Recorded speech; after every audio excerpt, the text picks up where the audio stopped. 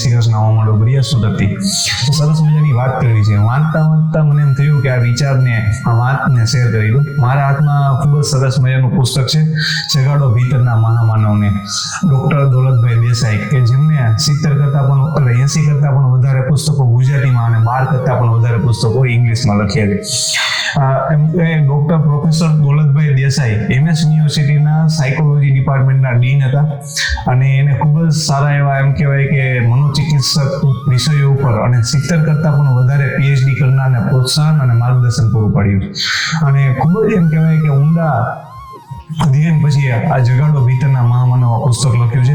અને આ પુસ્તકની અંદર ખૂબ જ સરસ મજાની વાત છે. એ વાત તમને શેર કરવા માંગુ છું કે ભાઈ હમણાં થોડા સમય પહેલા કે સદાસ્મૃતિ ભવનની અંદર એક વિચાર વાટિકા ખૂબ જ સારા કાર્યક્રમનું આયોજન કરવામાં આવ્યું હતું કે લોકોની અંદર વાંચન વધે અને વાંચન વાળા લોકો એ કાર્યક્રમમાં જોડાય. એ કાર્યક્રમની અધ્યક્ષતામાં કાનજીભાઈ ભાલાળા કે જે થર્સડે થોટ ચલાવે છે અને મારા જેવા હજારો યુવાન લાખો યુવાનોને પ્રોત્સાહન પૂરું પાડે છે અને ખૂબ જ સરસ મજાનો થર્સડે થોટની શરૂઆત સુરતમાં કરી છે. અને બીજા હતા નિમિત ઓઝા કે જે પોતે ડોક્ટર છે અને એમને પણ ઘણા બધા પુસ્તકો લખ્યા છે. એમની વાત હતી. અને આપણા એમ કહેવાય કે સુરતની અંદર યુવા પદનું દાયિત્વ લઈ અને ખૂબ જ સરસ મજાના વિચારો, મનીષભાઈ વઘાસિયા પણ પોતે એક મોટિવેશન સ્પીકર છે અને સારા રીડર છે.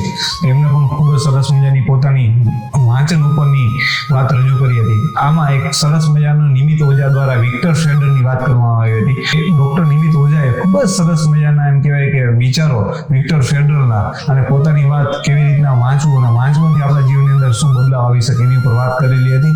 અને એમાંના એને એમ કહેવાય કે 5 પુસ્તકો વિશે કીધું હતું કે ભાઈ મારી જિંદગીના 5 મહત્વના પુસ્તકો હોય તો એમાં વિક્ટર શેડર મેન્સ સર્ચ મિનિંગ કે ઇંગ્લિશમાં એ પુસ્તક છે અને લેખક છે વિક્ટર શેડર કે જેમને ઘણી બધી યાતનાઓ જર્મનીની અંદર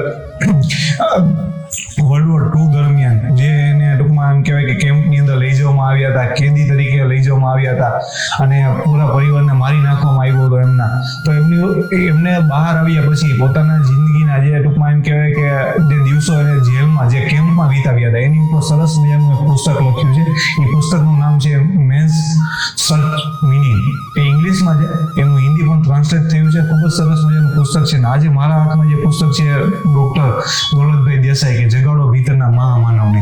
આપણી અંદર એક વહેલી આત્માને આપણે જગાડીએ, આપણા વિચારોને જગાડીએ અને આપણે મરીએ ત્યાં સુધી કે આપણી સામે મોત આવી ગયું હોય પણ છતાંય મોત પહેલા એમ કહેવાય કે તમારે શું કરવું છે તો એ વિચાર પ્રબળ હોય તો એવું એમ કહેવાય વિક્ટર ફેડરલે પણ પોતાની વાતમાં પોતાના પુસ્તકમાં રજૂ કરી છે. અને એને જે પણ કેમ્પની અંદર વિચારો આવ્યા છે ઘણી બધી યાતનાઓ સાથે એમને એનું જીવન પસાર કર્યું છે.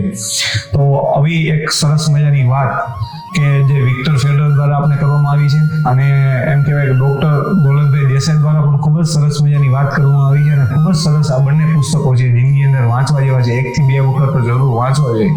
તો પુસ્તકો વાંચવાથી આપણે એમ કહેવાય કે ઘણી બધી પીડાઓ પણ ઓછી થાય છે અને આપણે એક સારું જીવન જીવી શકીએ છીએ. વાંચન આપણા જીવનમાં ખૂબ જ મહત્વનો ભાગ ભજવે છે. એવી સરસ મજાની બંને લેખકોની વાત. અને સાહેબ દોલતભાઈ દેસાઈ તો 80 કરતા પણ વધારે સેમિનારો પણ કરેલા છે, ઘણા બધા યુવાનોને પ્રેરણા પણ આપી છે. તો આ બંને પુસ્તકો વાંચવા જેવા છે. બંને એમ કહેવાય કે ખૂબ જ ઊંડા પ્રભાવ આપણી જીવનની અંદર પાડીને જાય છે. અને નિમિત ઓઝાએ પણ ખૂબ જ સરસ મજાની વાત કરેલી છે ડોક્ટર વિક્રમ ફેડર દ્વારા. તો આપણે આ પુસ્તકને વાંચીએ અને આપણા જીવનને એમ કહેવાય કે જીવનને સારું એમ કહેવાય સુમેળભર્યું બનાવીએ. આપણા જીવનની એમ કહેવાય કે જે પણ ખરાબ આદતો છે એને દૂર કરીએ અને આપણા જીવનની ફરિયાદોને દૂર કરીએ અને આપણે આપણા જીવનને સુગંધમય બનાવીએ. વંદે માતરમ. ભારત માતા કી જય. જય શ્રી કૃષ્ણ. માંડો બરિયા સુરત.